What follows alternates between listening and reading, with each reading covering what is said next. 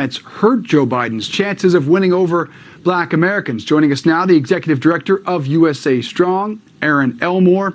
Also with us, the host of Saturday Report right here on Newsmax TV, Grant Stinchfield. Erin, we'll start with you. If he didn't mean to suggest that, what did he mean to say? Quite unclear every single time Joe Biden talks what he's talking about.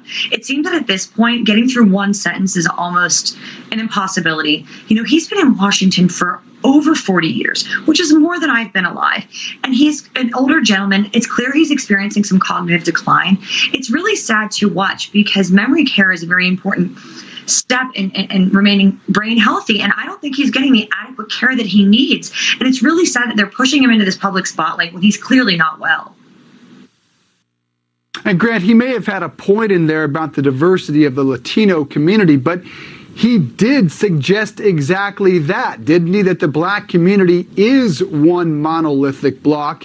And the other question is, why veer in that direction when asked about re-engaging with Cuba? What do you think is happening here with the vice president?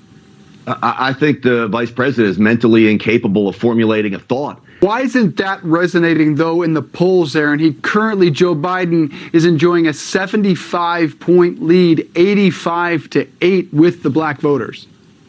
All right, so typically... Oh, sorry. Who were you asking there? Aaron, go ahead. Oh, my apologies there. It's hard when we're all socially distant. Having said that, use to look at any polling because I was glued to the polls in 2015 and 16, and we all know how that turned out.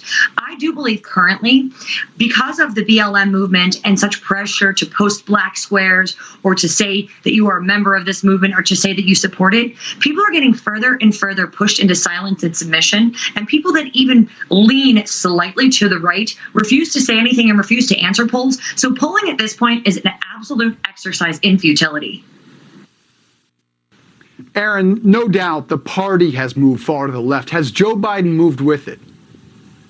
Well, it certainly seems that way. Given the cognitive decline, it's hard to tell, but I would in politics and in Washington. So we really have to remember that his history with the African-American community is terrible. He didn't want to have busing and called it a jungle. I mean, truthfully, this man, I'm not going to go as far as to call him a racist, but his track record is not great for the African-American community.